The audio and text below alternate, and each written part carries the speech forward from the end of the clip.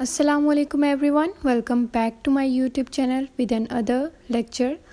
आज के लेक्चर में हम एक बहुत ही इंटरेस्टिंग चीज़ पढ़ेंगे। एक लिटरेरी डिवाइस के बारे में मैं आपको बताऊंगी जो मोस्ट ऑफ़ द राइटर्स अपनी राइटिंग्स में यूज़ करते हैं और लिटरेचर में बहुत ज़्यादा यूज़ होती है। नॉवेल्स में इसका बहुत यूज़ होता है और वो है आयरनी। आयरनी क्या होता है, इसकी कौन कौन सी टाइप्स हैं, उसके बारे में जानेंगे आज। आयरनी को अगर इजी वर्ड्स में अंडरस्टैंड करने की कोशिश करें तो आयरनी कहते हैं तंज को। तो आयरनी एक ऐसी फिगर ऑफ स्पीच है कि जिसमें हम कहते कुछ हैं और उसके एक्चुअल में मीनिंग्स जो हैं वो डिफरेंट होते हैं। आयरनी की बेसिकली 3 टाइप्स हैं, वर्बल आयरनी, ड्रामेटिक आयरनी और सिचुएशनल आयरनी। सबसे पहले देखते हैं वर्बल आयरनी क्या होता है। वर्बल नेम से ही जाहिर हो गया होगा, मतलब कि कन्वर्सेशन के दौरान जो तंज हम करते हैं ज़ुबान से वो वर्बल आयरनी कहलाता है। We can say that speaker say something but means something different. Like हम बात कुछ कर रहे हैं लेकिन उसके मीनिंग्स जो हैं वो चेंज है। और वर्बल आयरनी की एक और इम्पॉर्टेंट बात वो ये है कि वर्बल आयरनी जो है इंटेंशनली तौर पर होती है, अनइंटेंशनली नहीं होती। मतलब कि स्पीकर खुद जानबूझकर इस तरह की बात करता है, तंज करता है। वर्बल आयरनी जो है उसको वेरियस पर्पसेस के लिए इस्तेमाल किया जाता है, लाइक ह्यूमर के लिए, क्रिटिसिज्म के लिए। वर्बल आयरनी की एग्जांपल में हम एक नावल हार्ट ऑफ डार्कनेस ले सकते हैं जो जोसेफ कॉनरेड ने लिखा था।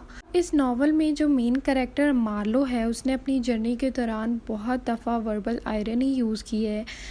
मेन पॉइंट वहाँ पर भी आता है आयरनी का, जब वो बता रहा होता है कंपनी का मिशन कि वो यहाँ के अफ्रीकन नेटिव्स को सिविलाइज करने के लिए आए हैं, इनलाइटन करने के लिए आए हैं। इनफैक्ट ऐसा नहीं होता, जबकि उनका मिशन तो होता है कि वो वहाँ पर कॉलोनाइज कर लेते हैं और वो अफ्रीकन्स को एक्सप्लॉइट कर रहे होते हैं। तो ये वर्बल आयरनी यूज़ हुई है इस नावल में और हिपोक्रेसी शो की गई है। नेक्स्ट टाइप जो है आयरनी की वो है ड्रामेटिक आयरनी। ड्रामेटिक आयरनी हम कहते हैं जब ऑडियंस है वो हर चीज़ से अवेयर होती है बट करेक्टर्स जो रोल प्ले कर रहे हैं किसी भी प्ले के दौरान वो अनअवेयर होते हैं सिचुएशन से, तो ऑडियंस को लेकिन हर चीज़ का पता होता है। इसको कहते हैं ड्रामेटिक आयरनी।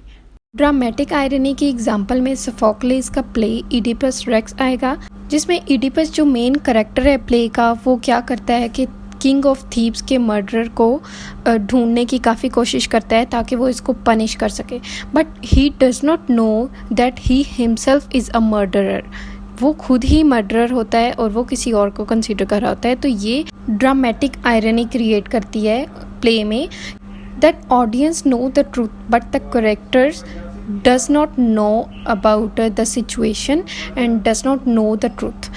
बढ़ते हैं नेक्स्ट और लास्ट टाइप की तरफ जो कि है सिचुएशनल आयरनी।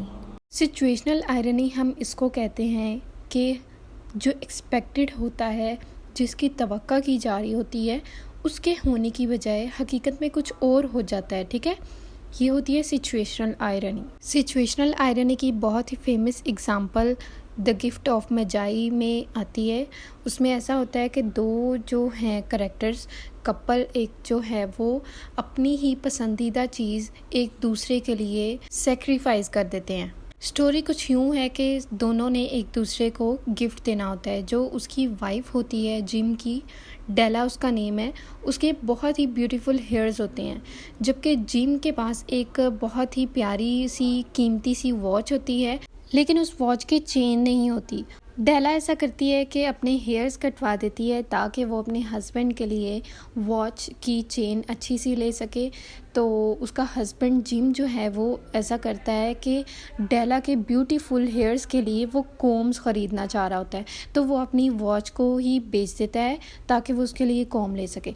अब जब दोनों ने एक दूसरे को क्रिसमस पे गिफ्ट देना होता है तो ऐसा होता है कि उन दोनों के पास वो चीज़ें नहीं होती हैं, बिकॉज़ उन दोनों ने एक दूसरे की खातिर अपनी कीमती से कीमती चीज़ें सेक्रीफाइस कर दी होती हैं। तो ये सिचुएशनल आयरनी क्रिएट करती है स्टोरी में, और अब उन दोनों के गिफ्ट्स एक दूसरे के लिए यूजलेस होते हैं। एक और एग्जांपल विलियम शेक्सपियर का प्ले रोमियो एंड जूलियट, उसमें हैप्पी एंडिंग होने की बजाय ट्रेजिक एंडिंग हो जाती है प्ले में, जबकि ऑडियंस जो है वो एक्सपेक्ट कर रही होती है कि हैप्पी एंडिंग होगी, but story ends tragically with their suicides. ये भी एक बहुत फाइन एग्जांपल है सिचुएशनल आयरनी की। होप सो आपको आयरनी की अच्छे से समझ आई होगी, उसकी टाइप्स की। और अगर आपने मेरी फिगर ऑफ स्पीच की वीडियो नहीं देखी तो वो भी ज़रूर देखिएगा, उसमें मैंने 5 फिगर ऑफ स्पीचेस के बारे में बताया है। आई होप वो भी आपको अच्छी लगेगी। वीडियो अच्छी लगी है तो लाइक करें, शेयर करें, सब्सक्राइब करें मेरे चैनल को और बेल आइकन को भी ज़रूर दबाइएगा। टिल देन टेक केयर, अल्लाह हाफिज़।